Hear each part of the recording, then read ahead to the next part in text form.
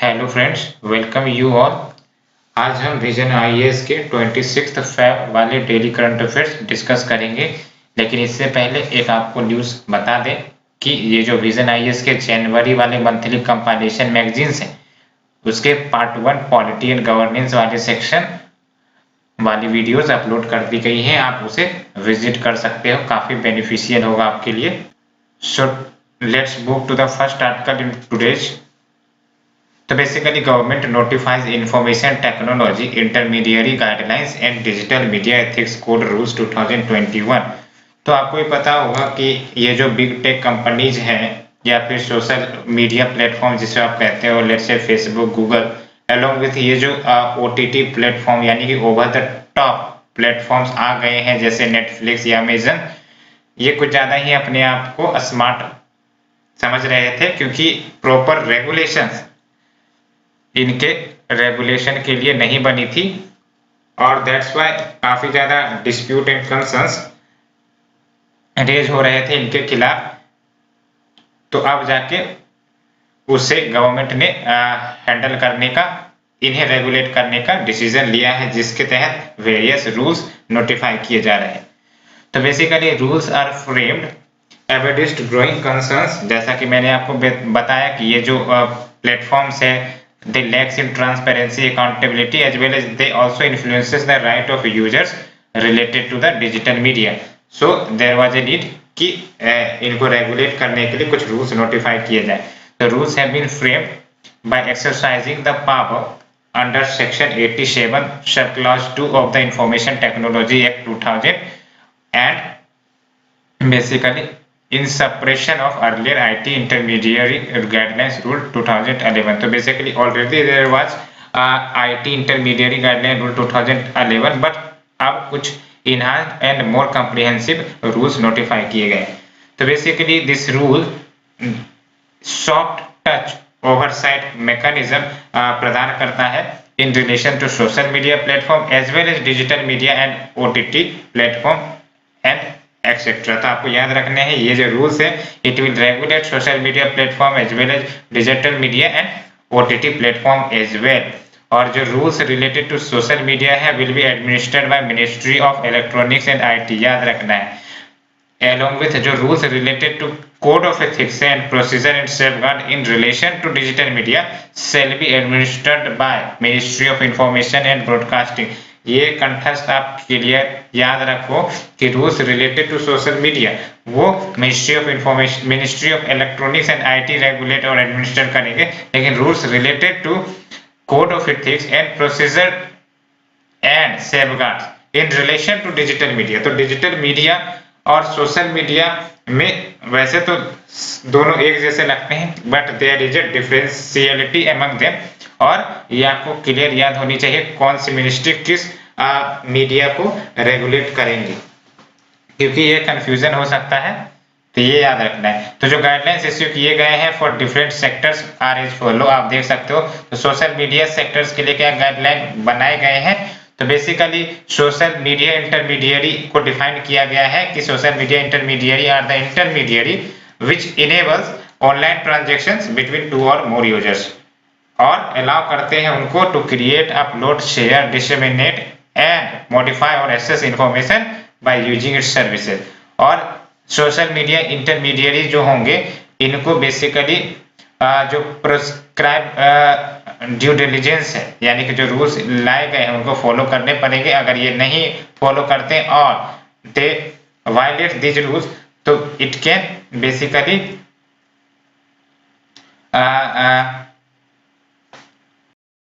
failing to which the safe harbor provisions जो है would cease to apply to this platform। और अगर हम बात करें आईटी एक्ट की, तो IT act provides a safe harbour to intermediary. Safe harbour का मतलब समझ में आ रहा है कि अगर कोई यूजर है, लेट्स से कि फेसबुक एक कंपनी है सोशल मीडिया वाली, और उसमें बहुत सारे यूजर होते हैं। अब यूजर कोई कंटेंट उस पर पोस्ट करता है, तो इसका मतलब उस कंटेंट के लिए सोशल मीडिया इंटरमीडियरी जिम्मेदार नहीं होंगे। वो बेसिकली उस जो कंटेंट पब्लिश किया है यूजर, वो जिम्मेदार होगा। That means the safe harbour to intermediary. तो वही बात है, IT act provides a safe harbour to intermediaries and exempts them from liability for the action of the user if they adhere to the government prescribed guidelines। तो अगर government के prescribe guidelines को आप follow करते हो तो definitely you will enjoy safe harbour to intermediaries. तो अगर नहीं बेसिकली अध्ययन कर पाते हो तो ये जो सेफ हार्बर प्रोविजंस है वो सोशल मीडिया को देने बंद हो जाएंगे। और the next one is identify first originator of content that authorities consider anti national. तो वैसे अथॉरिटीज ऑफिशियल जो कुछ कंटेंट को एंटी नेशनल करार दिए गए हैं उसके ओरिजिनेटर्स को आपको ढूंढना पड़ेगा। Social media platforms has been divided on the basis of number of users और ensuring online safety and integrity of users, ये भी बात कही गई है, स्पेसिफिकली वोमेन यूजर्स। और intermediaries need to set up a grievance redressal mechanism. तो grievance redressal mechanism को सेटअप करने की बात करी गई है इन इंटरमीडिएरीज को। जब हम इंटरमीडिएरीज की बात करते थे इसका सिंपल मतलब आप याद रखो, ट्विटर हो गए, फेसबुक हो गए, इंस्टाग्राम सब हो गए, ये सब हो गए इंटरमीडिएरीज जो digital services social media services प्रदान करती हैं, है ना। तो बेसिकली ग्रीवेंस रिट्रेशन मैकेनिज्म इंटरमीडिएरीज को प्रदान करना पड़ेगा for resolving user complaint and it lays down certain categories of content that social media platforms should not host. When we talk about digital media, तो डिजिटल मीडिया के लिए क्या guidelines रखे गए हैं?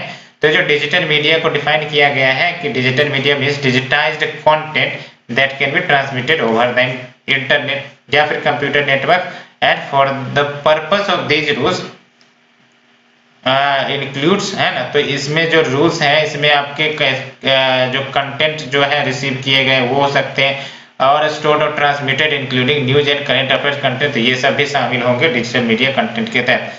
एज वेल एज तो क्या इनके लिए बेसिकली प्रोविजंस लागू होंगे? तो बेसिकली ये जो डिजिटल मीडिया होंगे इनको journalist conduct of press council of India follow करने पड़ेंगे और केबल टीवी नॉर्म्स एक्ट भी फॉलो करने पड़ेंगे। साथ ही साथ इनमें 3 लेवल ग्रीवेंस रेड्रेसल मैकेनिज्म की बात की गई है with different levels of self regulation. आप देख सकते हो फर्स्ट लेवल जो है यहाँ पर सेल्फ रेगुलेशन होगा by the publisher, second level में self regulation by the self regulating bodies of the publisher और थर्ड में ओवरसाइट मैकेनिज्म होंगे। तो ये है आपका 3 लेवल ग्रीवेंस रेड्रेसल मैकेनिज्म। और ग्रीवेंस रेड्रेसल बेसिकली अगर कोई कंप्लेन आता है तो ग्रीवेंस रिड्रेसल करने होंगे विद इन 24 आवर्स और इसको रिजॉल्व करने होंगे within 15 days from its receive. और code of ethics prescribing the guidelines to be followed by online news as well, तो ये याद रखना है। ओटीटी प्लेटफॉर्म के लिए क्या गाइडलाइन जारी की गई? तो सबसे पहली बात तो ये कि सेल्फ क्लासिफिकेशन करना पड़ेगा कंटेंट का 5 एज बेस्ड कैटेगरी में। फॉर एग्जाम्पल यू का मतलब होगा यूनिवर्सल और यूनिवर्सल यानी कि it can be viewed bye anyone. और दूसरा है आपका U/A 7+ यानी कि 7+ एज ग्रुप के लिए होंगे। तीसरा है U/A 13+ यानी कि 13+ के लिए होंगे और चौथा है U/A 16+ एंड जो पांचवा है आपका A यानी कि it is adult content. Along with जो अन्य बातें कही गई है कि parental locks for content classified as U/A 13+ और हायर, तो उनके लिए पेरेंटियल लॉक्स की सुविधा भी प्रदान करनी पड़ेगी इन ओटीटी प्लेटफॉर्म्स को। Along with reliable age verification mechanism apps में या फिर जो प्लेटफॉर्म्स होंगे उसमें ऐड की जाएंगी for content classified as A. 3 level grievance redressal mechanism भी होगा, कोड ऑफ एथिक्स भी इन्हें पालन करने पड़ेंगे। तो अब बात करते हैं प्रीलिम्स 2021 के लिए क्या याद रखने हैं। तो प्रीलिम्स 2021 के लिए आपको डेफिनेटली इसमें याद रखने हैं क्योंकि ये काफी ज्यादा इमर्जिंग एंड बर्निंग टॉपिक है। और ये याद रखना है कि rules related to social media will be administered by ministry of electronics and IT. और ये याद रखना है rules related to code of ethics and procedure and safeguards in relation to digital media, ये एडमिनिस्ट्रेड होंगे ministry of information and guidelines के द्वारा, broadcasting के द्वारा। और ये जो गाइडलाइंस है इसमें आपको सबसे पहली बात तो ये याद रखना है कि सोशल मीडिया इंटरमीडिएरीज का क्या मतलब होता है। अलॉन्ग विथ ये जो आपका ये याद रखना है, ये बेसिकली मीन्स के लिए है। बेसिकली आप सोशल मीडिया के लिए गाइडलाइंस आप याद रखो, प्रीलिम्स के लिए कुछ पूछा जा सकता है। डिजिटल मीडिया वाले के लिए उतना इंपॉर्टेंट नहीं है। हाँ, ओटीटी प्लेटफॉर्म के बारे में आप अच्छे से तैयार कर लो क्योंकि ओटीटी प्लेटफॉर्म पूछे जा सकते हैं। ये आपके बेसिक नॉलेज होने चाहिए ओटीटी प्लेटफॉर्म के ऊपर। Let's move to the second news. It is about archaeological survey of India यानी कि ASI unearth ancient Buddhism monastery in Jharkhand. तो काफी इंपॉर्टेंट न्यूज है ये आर्ट एंड कल्चर सेक्शन के लिए, प्रीलिम्स के लिए खासकर।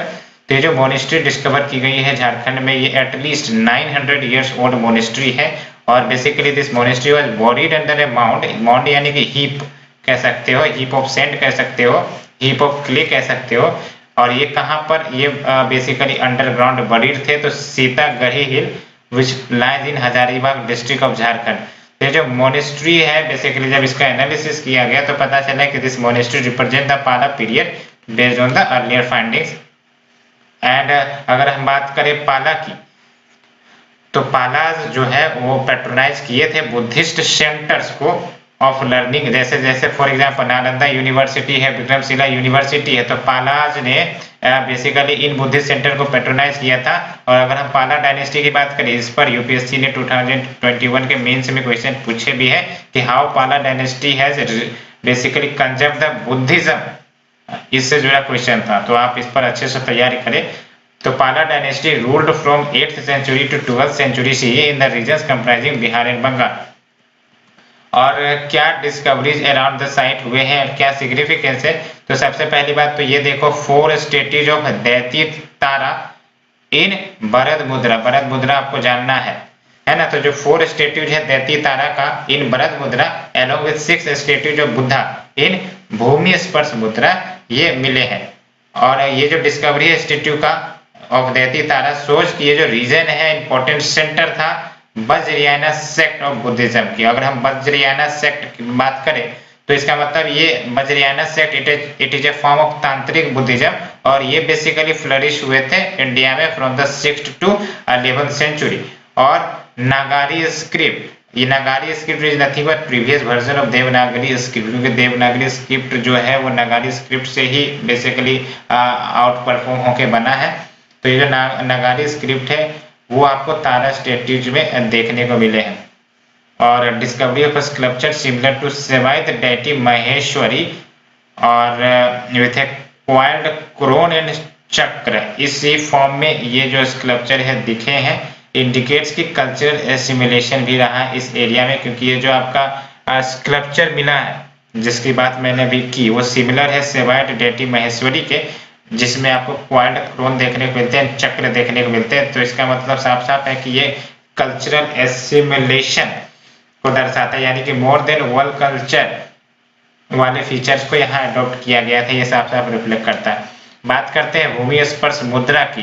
तो भूमि स्पर्श मुद्रा इट इज ए गेस्चर जिसमें जो हाथ होते हैं वो बेसिकली हाथ के जो 5 फिंगर्स होते हैं ऑफ द राइट हैंड वो टुवार्ड द अर्थ को इंडिकेट करते हैं। आप देख सकते हो ये जो 5 फिंगर्स है ये टुवार्ड द अर्थ को रिप्रेजेंट कर रहे हैं, यानी कि भूमि स्पर्श, यानी कि द हैंड इज स्पर्शिंग द टचिंग द भूमि, ये बात है। एंड इट सिंबलाइजेज कि बुद्धा जो है वो धरती माँ से यानी कि अर्थ से कह रहा है to witness his purity and chastity despite the aarop pratyarop of मारा, और मारा इज नथिंग बट ए शैतान, यानी कि एक प्रकार से राक्षस कह सकते हो, who always tried to dissuade the Buddha or any of one from the righteous path।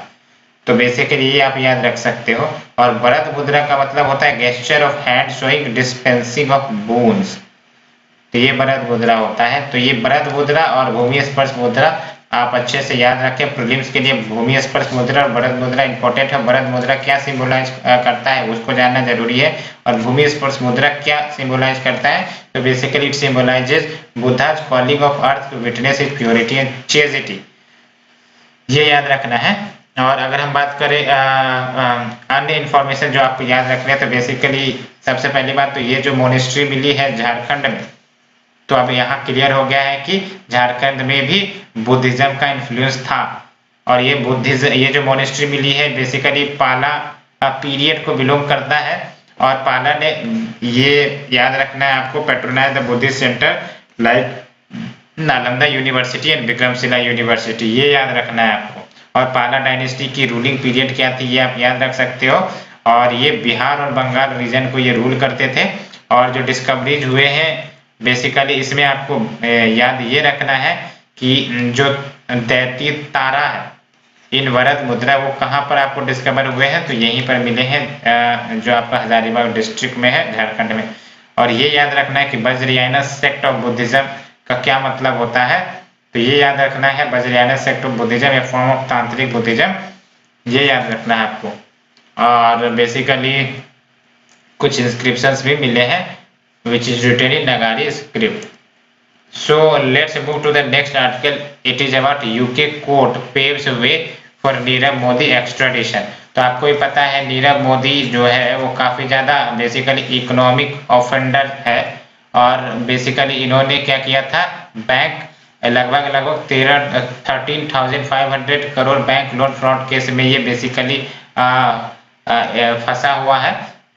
तो ये जो फ्यूजिटिव ज्वेलर है Nirav Modi, wanted by the central bureau of investigation as well as enforcement directorate because 13,500 crore bank loan fraud case इसके ऊपर लगे पड़े हैं। और सुप्रीम कोर्ट के अगर अनुसार जाए तो एक्स्ट्राडिशन को सुप्रीम कोर्ट ने डिफाइन किया है, it is the delivery on part of one state to another of those whom it is desired to deal with the crimes of which they have been accused or convicted and are justiciable in the courts of other। तो याद रखना extradition यानी कि late से कि दो state है, दो नेशन है, लेट से इंडिया है और एक है आपका यूके। तो एक्स्ट्राडिशन का सिंपली मतलब हुआ कि अगर इंडिया का कोई इकोनॉमिक ऑफेंडर यूके में जाके छुप बैठा है और भारत में वो ऑफेंडर है, दोषी है या फिर कन्विक्टेड है और इवन एक्यूज्ड है, तो बेसिकली एक्स्ट्राडिशन का मतलब ये होगा कि वहां की जो यूके की जो कोर्ट होगी या फिर यूके की जो एडमिनिस्ट्रेटर होंगे वो बेसिकली उस ऑफेंडर को, उस एक्यूज्ड को उन्हें इंडिया में बेसिकली ट्रांसफर करना होगा सो दैट उसके ऊपर जो केसेस हैं वो चल सके। तो ये मतलब होता है एक्स्ट्राडिशन का। लेकिन याद रखना है एक्स्ट्राडिशन जो किए जाते हैं वो बेसिकली एग्रीमेंट के आधार पर होते हैं, है ना।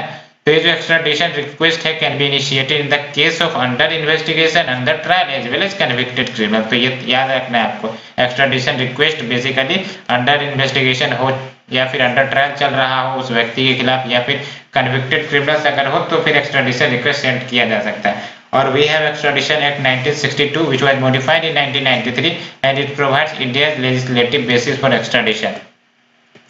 So basically और क्या बातें इसमें कही गई है, अगर हम बात करें एक्स्ट्राडिशन एक्ट 1962 के डिटेल में, तो this act defines extradition treaty as a treaty या एग्रीमेंट और arrangement made by India with foreign state relating to extradition of fugitive criminals and includes any treaty, agreement or arrangement related to extradition of fugitive criminals which has been made before 15 August 1947 which extend to and binding on India। तो ये basically आप extradition act 1962 के basic definition को याद रख सकते हो। और there was already India UK extradition treaty which was signed in 1993। मैंने आपको बोला कि एक्स्ट्राडिशन ट्रीटी साइन करने पड़ते हैं तभी जाके एक्स्ट्राडिशन हो पाता है।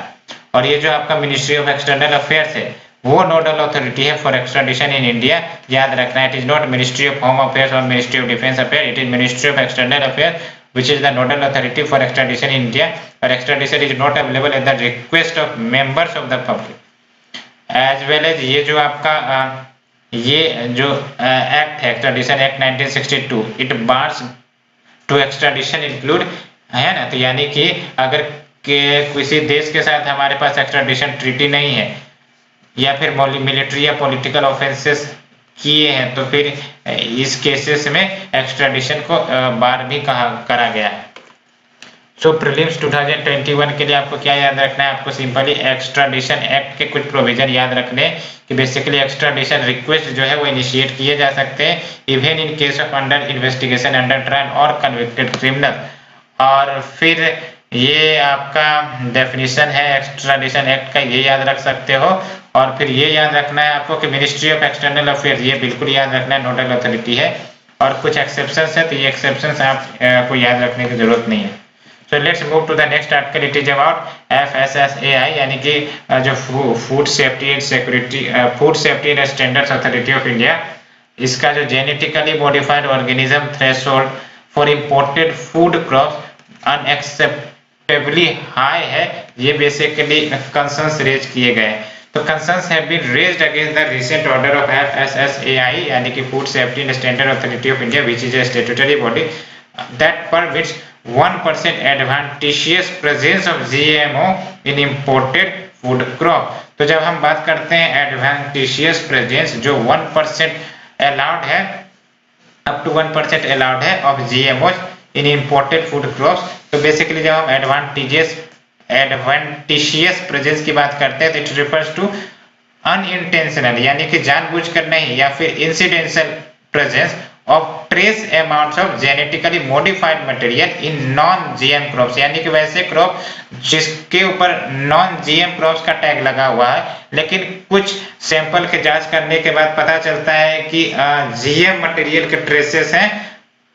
तो अगर ये अनइंटेंशनली है किए गए हैं या फिर इंसिडेंशियल की कुछ कारणवश गलती से पता नहीं था इसीलिए हो गया, तो एडवेंशियस प्रेजेंस अप टू 1% तक अलाउ किया जा सकता है।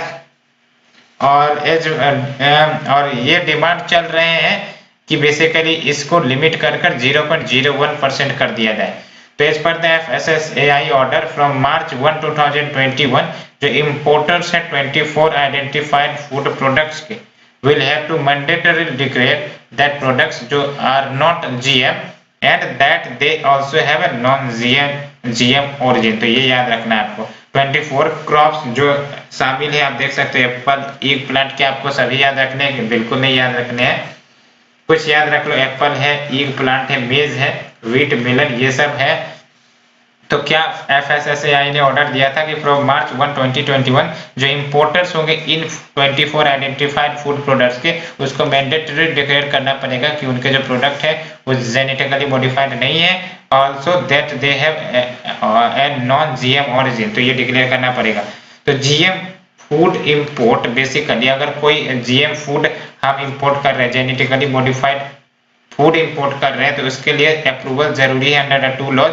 The first one is Environmental Protection Act 1986 because आपको भी पता है कि अगर ये फूड इंपोर्ट किए जाते हैं तो हो सकता है इसके इन्वायरमेंटल इम्पैक्ट हो सकते हैं along with Food Safety and Standard Act 2006 which assesses impact of this type of foods on human health and we have Genetic Engineering Appraisal Committee और ये appraisal committee basically ministry of environment के अंतर्गत आती है और ये apex body है that allows और commercial release of genetically modified crops. याद रखना है ये जो जेनेटिक इंजीनियरिंग अप्रेजल कमेटी है GEAC, ये basically commercial release of genetically modified crops को मार्केट में रिलीज करने का काम करती है। यानी कि अगर ये चाहेंगी कि कोई भी GM मॉडिफाइड क्रॉप्स रिलीज हो तभी रिलीज होंगी।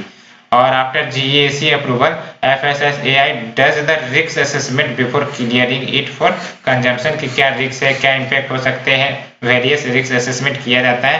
और जब हम GM क्रॉप की बात करते हैं तो इसका मतलब उसके जीन को आर्टिफिशियली चेंज किया गया है, कुछ एडिशन या फिर डिलीशन किया गया है into it from another species to give it some desired property like pest resistance, herbicide tolerance, drought resistance। तो इस प्रकार की बातें होती। तो बेसिकली आपको क्या याद रखना है, इसमें आपको FSSAI के बारे में पता होने चाहिए कि ये जो स्टैट्यूटरी बॉडी है और ये जो एडवांटेजियस प्रेजेंस का क्या मतलब होता है ये याद रखना है आपको। और ये जो आपका लिमिट FSSAI ने सेटअप कर रखा है जेनेटिकली, तो इसको आपको ये याद रखना है कि 1% advantageous presence of GMO in imported fruit crop ये अलाउ हो सकती है बट नॉट मोर देन 1%। और ये याद रखना है आपको कि GM फूड इंपोर्ट्स जो है वो कंट्रोल किए जाते हैं एनवायरमेंट प्रोटेक्शन एक्ट 1986 के तहत भी और food safety and standard act 2006 के तहत भी। और ये तो बिल्कुल याद रखना है कि जेनेटिक इंजीनियरिंग अप्रेजल कमेटी जो है वो मिनिस्ट्री ऑफ इन्वायरमेंट के तहत है और ये अपेक्स बॉडी है that allows commercial release of genetically modified crop. और GM क्रॉप का क्या मतलब होता है आपको भी पता होगा।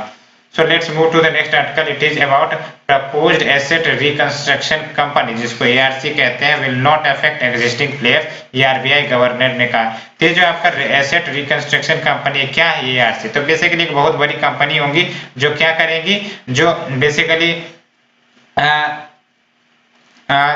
फॉर एग्जाम्पल कि जो कोई बैंक है उन्होंने किसी को बड़े लोन दिए थे, पता चला कि वो लोन डिफॉल्ट हो गया तो अब उसको रिकवर करना है, तो क्या करेंगी कि ये जो बैंक है उस डिफॉल्टर के जो भी कोलेटरल होंगे या फिर गिरवी रखे गए ऑब्जेक्ट होंगे वो इस एसेट रिकंस्ट्रक्शन कंपनी को उचित दाम में बेच देंगी और बाकी सारा काम जो वसूलने का है वो एसेट रिकंस्ट्रक्शन कंपनी आपकी करेगी। तो वही बात है, asset reconstruction company is a special type of financial institution जो बाय करती है debtors of the bank at mutually agreed value and attempts to recover the debt or associated securities by itself। तो यही बात मैंने कही। और याद रखना है एसेट रिकंस्ट्रक्शन कंपनी चूंकि एक कंपनी है तो ये कंपनी एक्ट के तहत रजिस्टर की जाती है as well as it is registered with RBI under the SARFAESI act 2002। और आरबीआई रेगुलेट करती है एआरसीज को, एसेट रिकंस्ट्रक्शन कंपनीज को, as an NBFC not as a bank, क्योंकि ये एआरसी बैंक नहीं है, आपको पता होने चाहिए। यूनियन बजट 2021-22 की अगर हम बात करें तो इन्होंने प्रपोज किया है न्यू एआरसी, या फिर एआरसी को आपको पता है बैड बैंक कहते हैं, to consolidate and take over the existing bank loan और bad loan and to resolve the issue of NPAs यानी कि नॉन परफॉर्मिंग एसेट। और ARC propose in the budget ये बेसिकली सेटअप किए जाएंगे by the state owned and private sector banks and there will be no equity contribution from the government. याद रखना ये जो एआरसी प्रपोज किए गए हैं बजट में, इसमें से गवर्नमेंट ऑफ इंडिया कोई भी कंट्रीब्यूशन नहीं देने वाली है। और it will have an asset management company to manage and sell bad asset. It will look to resolve stressed asset of RS 2 से 2.5 लाख करोड़ तक का that remain unresolved presently of the existing ARC. Only 3 या 4 are adequately capitalise, यानी कि इनके पास उचित पैसे होते हैं। अगर पैसे ही नहीं होंगे तो फिर कैसे ये बैंकों को पैसे देकर जो सिक्योरिटी है वो खरीदेंगे और रिजॉल्व करेंगे। While the more than dozen remaining are thinly capitalized, necessitating the need to set up a new structure to resolve the stressed asset urgently. Benefit क्या होंगे तो definitely consolidate and clean up all bad loans of the banks under a single exclusive entity along with regular banking relations। वो effect नहीं होंगे क्योंकि banks are left with cleaner balance sheet and do not have to deal with the problem of the client, क्योंकि ये सारे problem asset reconstruction companies उठा लेंगे। So let's move to the shorter news. It is about anti defection law. तो इसके बारे में आप बार बार सुनते होंगे जब हम एंटी डिफेक्शन लॉ की बात करते हैं तो झट से आपको 10th शेड्यूल ऑफ द संविधान याद आ जाता होगा। और याद रखना ये जो 10th शेड्यूल है कॉन्स्टिट्यूशन का, ये 52nd अमेंडमेंट एक्ट 1985 में ऐड किया गया था। और ये जो एंटी डिफेक्शन लॉ है बेसिकली इट स्टेट्स की कोई भी एमपी हो या फिर एमएलए हो उसको डिस्क्वालीफाई कर दिए जाएंगे from their office if they voted on any motion which is contrary to the direction issued by their party। रट लो, this law states any MP or MLA would be disqualified from their office if they voted on any motion which is contrary or which is against to the directions issued by their party, and it applies to all votes in the house on every bill and every other issue। It even applies to the Rajya Sabha and legislative councils। It was formulated to bring a stability in the political system of India and it is seen against the principle of representative democracy, क्योंकि आप देख सकते हैं legislatures are prohibited here from voting as per their bill, क्योंकि ये जो voting करेंगे वो कहीं ना कहीं पार्टी के बिल पर करेंगे, पार्टी के मैनिफेस्टो के आधार पर करेंगे, ये अपनी मत नहीं रख पाते। ये सबसे बड़ा क्रिटिसिज्म है एंटी डिफेक्शन लॉ का। Along with the next news is Nidhi company. तो जो मिनिस्ट्री ऑफ कॉर्पोरेट अफेयर्स है इन्होंने इन्वेस्टर्स को एडवाइस किए हैं कि भाई साहब basically to verify status of Nidhi company before investing in them, because recently it was found कि जो many such firms were not complying with the rules set for them। और बेसिकली इससे पहले जो कंपनी एक्ट 2013 है, निधि रूल 2014 है, amend किए गए थे for better regulation of such company. लेकिन अगर हम बात करें निधि कंपनीज की तो एक प्रकार से ये एनबीएफसी ही होते हैं and it does the business of lending and borrowing with its members और शेयर होल्डर्स। यानी कि निधि कंपनीज लेट से ए नाम की कोई निधि कंपनी है तो इसमें जो मेंबर्स होंगे ये मेंबर्स ही अपने आप में लेंडिंग एंड बोरोइंग करते हैं, या फिर जो इसके शेयर होल्डर्स होते हैं वो ही अपने आप में लेंडिंग बोरोइंग करते हैं, उसके अलावा नहीं करते। It is notified by the government under companies act 1956। तो FDI is prohibited in Nidhi companies, ये भी याद रखना, निधि कंपनीज में एफडीआई प्रोहिबिटेड है। Let's move to the next article. It is about city innovation exchange. तो बेसिकली जो सिटी इनोवेशन एक्सचेंज है ये लॉन्च किया गया है ministry of housing and urban affairs के द्वारा and this platform will bring together citizen organisation academia business as well as government officials and it will connect cities to innovators across the national ecosystem so that innovative solution design किए जा सके for their pressing challenge। It will ease the discovery, design and validation of solution through a robust, transparent and user-centric process and it will also help in the flow of ideas outside in and inside out, enhancing the skill and capacity which is required to deliver smart urban governance. So let's move to the last article. It is about Manathu Padmanabhan. ये याद रखना है आपको, 1878 से 1970 के दौरान ये रहे हैं। और बेसिकली ये जो प्राइम मिनिस्टर है, इट है he paid tribute to Shri Mannathu Padmanabhan ji on his jayanti. तो अगर हम बात करें मनाथु पद्मनाभन जी, तो ये सोशल रिफॉर्मर और फ्रीडम फाइटर रहे हैं from Kerala. His recognised as founder of Nair service society, ये याद रखना है। Founder of Nair service society कौन है? मनाथु पद्मनाभन जी, याद रखना है आपको। And this Nair service society, ये ऑर्गेनाइजेशन है working for the welfare of Nair community, and he took part in Vaikom 1924 and Guruvayur satyagraha. Vaikom satyagraha आपको भी पता होगा 1924 में हुआ था, और गुरुवायूर सत्याग्रह 1929 में इन दोनों में पार्टिसिपेट किए थे। एंड ऑल दिस, चाहे वो वायोकॉम सत्याग्रह हो या फिर गुरुवायूर सत्याग्रह हो, it is all related to temple entry. And he became president of the Travancore Devaswom board in 1950 and 1959 में he led the united opposition Vimochana Samarams against the state communist party, और इनको बेसिकली पद्मा भूषण अवार्ड भी मिला है 1966 में। तो फ्रेंड्स, ये थी हमारी आज की डिस्कशन। होप आप लोगों को पसंद आई होगी। अगर पसंद आ रही है प्लीज लाइक शेयर सब्सक्राइब जरूर करें। Thank you friend, thank you very much.